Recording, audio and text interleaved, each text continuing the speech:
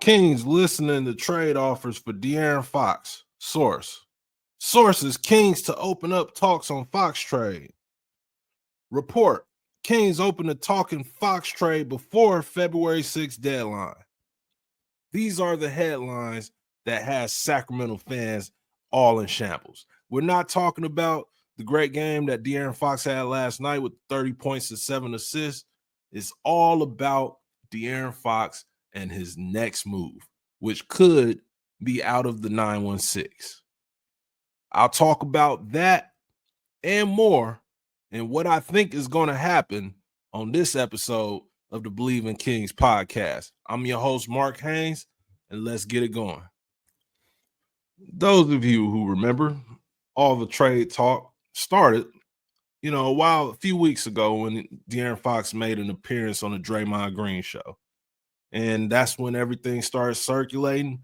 That's when teams and GMs started antennas raised. That's when the media started to go crazy. Today is another one of those days. De'Aaron Fox, I think it's pretty obvious that he would like to move on. And I think the Sacramento Kings are getting to the point where they would like to move on.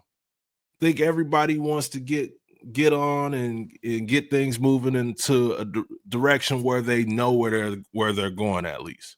Right now, everything is just up in the air. There's a bunch of different scenarios where De'Aaron Fox could go here, he could stay here, he could, all kind of stuff. Who's coming, what type of deal, what type of phone calls are being made.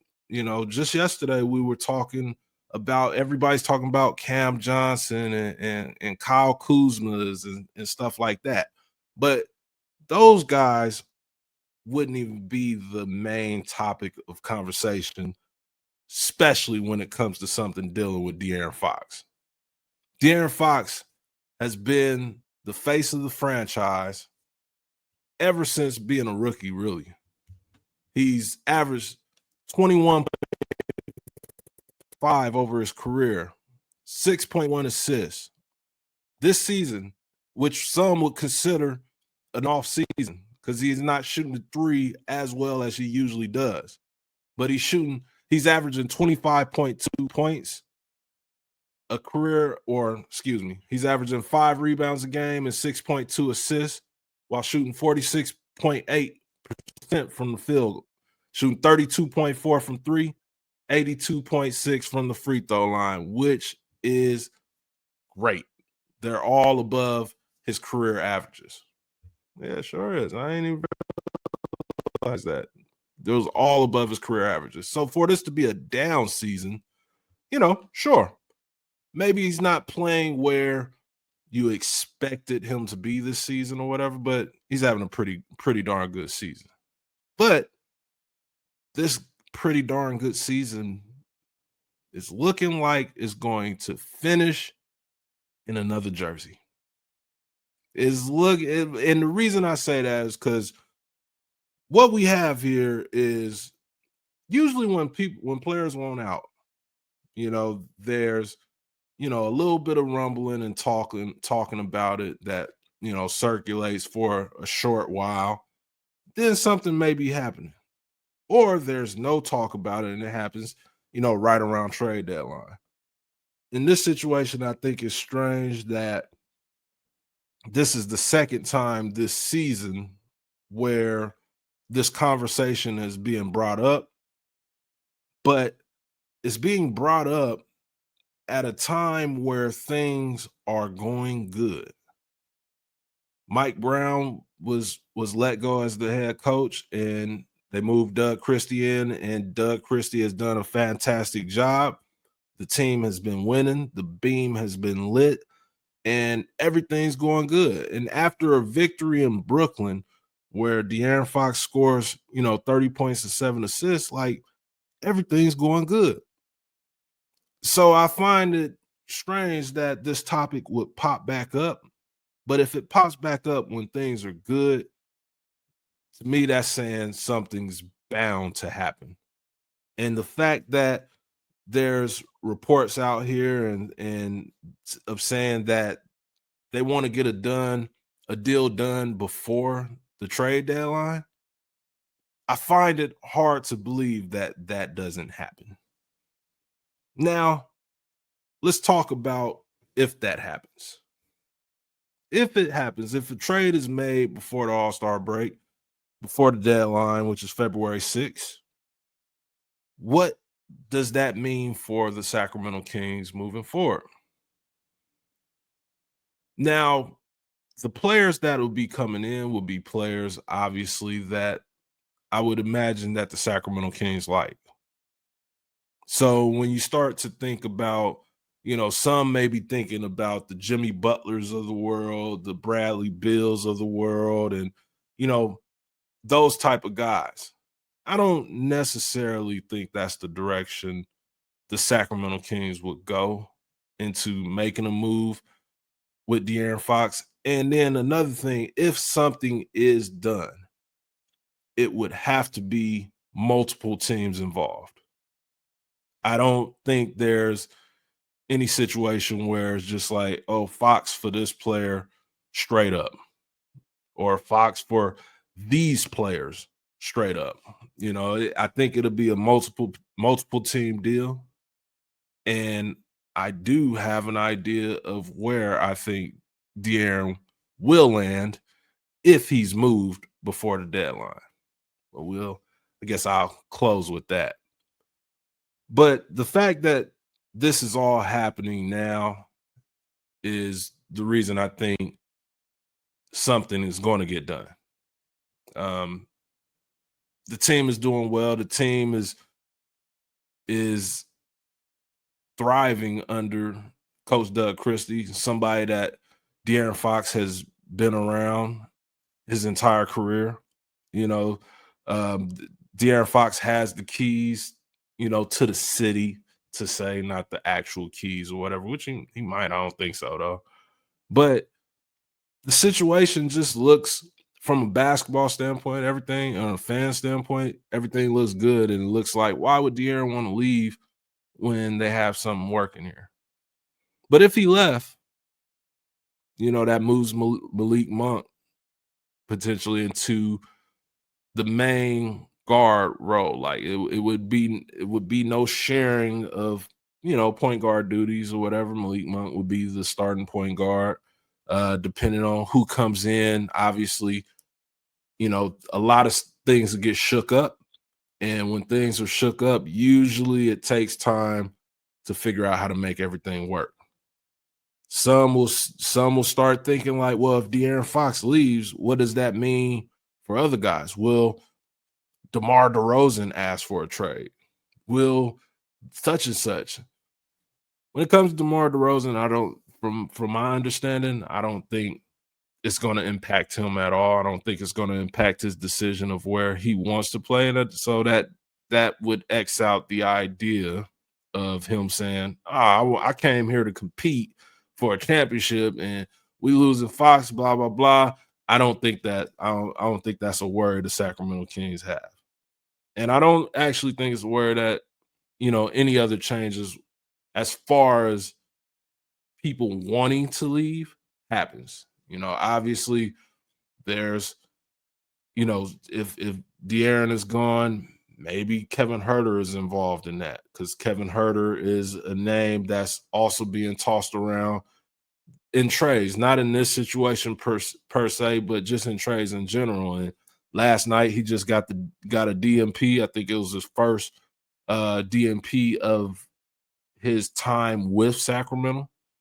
And I think that means something. I think when you can't get on the court against the Brooklyn Nets in a game, I think Kevin Huerter's time is winding down just as quickly as De'Aaron Fox's might be.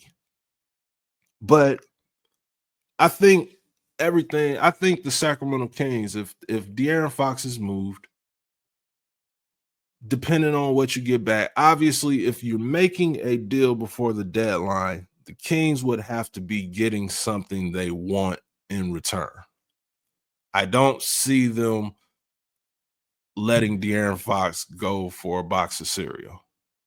So I don't see, second round picks and stuff being included or whatever. If they're included, it's included with an amazing package. That's wild, but amazing package. And so I think if the deal is done, it's going to be something the Kings want. And with that being said, if it's something they want, I would imagine the season was continue on the trajectory that they're going now, which is a positive one. They're going up. So you wouldn't move. I wouldn't move. I wouldn't move De'Aaron before the trade deadline unless it means we're getting better. If I'm making the team better in the future or right now, one of those have to be true. There's no way you let De'Aaron Fox go, you trade him away for something that you don't feel helps your organization get better. So I think if a deal is done, I think the Kings will continue to win games. Now, are they going to be better if the deal is done? That we'll have to see. We'll have to see what comes back. I see a lot of people putting out different the trade, what y'all call it, the trade feed or train, whatever you guys call it or whatever, whatnot. I see a lot of them, and I see a whole bunch of players involved, and is I'm not one of those guys who can kind of just, you know, create it or whatever, whatnot, but I know what makes sense and I know it don't. And a lot of stuff I be seeing don't make sense. But enjoy what you do. But when it comes to De'Aaron Fox, we seen teams like the Lakers pop up because obviously his agent is Rich Paul, and Rich Paul represents LeBron James and Anthony Davis. We've seen multiple teams. We've seen multiple teams in the Western Conference, multiple teams in Texas, to be exact. The Houston Rockets and the San Antonio Spurs. Now, when we think about all these different teams that are popping up all of a sudden, it's going to be a bunch of teams that, probably inquire about De'Aaron Fox. But there's only one team to me that makes sense. All these teams that's popping up and want the services of De'Aaron Fox, the San Antonio Spurs makes the most sense to me. They have the future of basketball in Victor Wembanyama. They have the point guard whom a lot of people consider him the point god in Chris Paul. And they have a former teammate of De'Aaron Fox and a friend in Harrison Barnes. Now, I've been told that De'Aaron and Harrison have been in touch, and I think that could play a part in bringing this all together. Now, I'm not saying he's recruiting De'Aaron or anything like that, but if you're in his shoes, you look at how you get jobs. Friends recommend them. How do you find a new place to stay, a new apartment, new car? You'll trust a friend's recommendation. And Harrison Barnes is over there in San Antonio playing with those guys. And I think he can give De'Aaron a really good recommendation on if he would like it over there, if he would fit. De'Aaron spent a lot of his time in Texas, played high school in Texas. This is a place he's familiar with, a state he's familiar with. It makes sense to be there. It makes sense basketball wise. And it also makes sense potentially for the Sacramento Kings if that's the direction they choose to go. The San Antonio Spurs have a lot of young talent. They have a lot of guys that could help this roster if De'Aaron is missing. But again, rewind back to the beginning of the episode. I said if this is going to get done, it will be multiple teams involved. So who would be the final roster once the deal is done? If the deal is done, I'm not sure. But I don't think there's any question where De'Aaron Fox wants to be. I think that place is San Antonio. I think it makes the most sense. I understand Rich Paul has been known for getting clients over to wherever LeBron is, but it just don't make sense salary-wise and, as far as on the court either. Like I said, I don't think you can find a better position and a better place than San Antonio. So that's where I think he ends up if De'Aaron Fox goes. If not, if nothing happens by the deadline, I think we'll just be redoing this podcast all over again in the summer. And that's all I'm going to do today. I just wanted to jump on real quick, talk to y'all and let y'all know what I'm thinking, let you know what I'm hearing. You are in for a fun ride that hopefully ends well for the Sacramento Kings. And I Bleav, y'all thought I wasn't going to do it this episode, huh? I Bleav the Kings are going to enjoy what's going to happen, what's going to transpire. But again, that's all I got today. This is the Bleav in Kings podcast. I'm your host, Mark Haynes. Make sure you like, subscribe, and keep hitting me up in them comments and supporting the channel and everything. Much love, and I'm out.